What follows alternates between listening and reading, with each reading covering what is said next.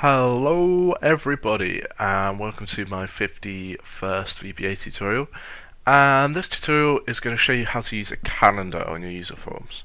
So the point of this tutorial is not really to show you how to use a calendar, it's going to open your eyes to how you can take out a lot more controls from your toolbox. So let's start a new user form. And on here I just want it so you select a date, so let's put a little label. Please select a date. And let's just change our back colour. And I quite like that red in that last tutorial, so I'm going to use that. And I'm also going to change my text alignment to center. And let's just make it a bit bigger as well. So let's make our font bigger too. Bold 16. Please select a date. And then we want to put a calendar in, but you might be looking at here thinking, oh, there's no calendar control. You might have it on yours, I don't have it on mine at the moment. So what we want to do is we just want to right click on here and we want to go to additional controls. And then on here, this is a list of all the different controls you can use. So I'm not going to show you all of them, as you probably expect. But what I'm going to do, if you just tick calendar control 11.0 and press OK, and then you'll notice that it's got this new calendar tool come on here. And then if we click and drag this, and then we're going to get this beautiful little calendar come on that we're able to use. And then what we're going to do is they're going to select a date, and then we're just going to tell them how many days it is until that date. So selecting a date is quite simple. They just click on it. If we press play, then it's going to select a day and a month and a year. And then you notice that if we go into the value, where's value? Let's go to alphabetic.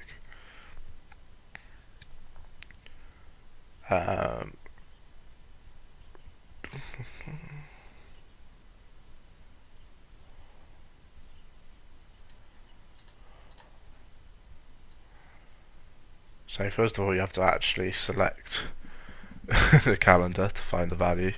If we go to the value and then say 15th of the 6th 2013, and then by default it's just going to be set to today.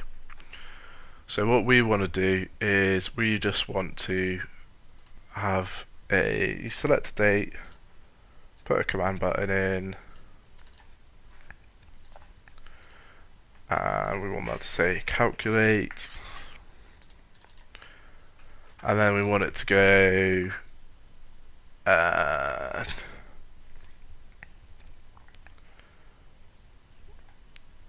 user form 3 dot calendar 1 dot value minus date, and that's going to be our calculation for how many days there's going to be. And then let's just put day gap equals, let's actually declare day gap, so dim day gap as integer. And then we just want to message box it out, so message box, there are ampersand day gap ampersand days between your date until your selected date. And so hopefully this will work now. So if we click on a date, click on the 19th, calculated, there are 18 days until your selected date, so that's right, 20th, 19 days. If we go back a year, it's going to tell us 19 days as well because we haven't actually selected one, minus 352 days. So that's quite a nifty little thing, and that's how you take the value out of a calendar. And you can also set the value of it. So let's say when we initialize the user form, we always want it to be equal to today. So you just go to view code, user form,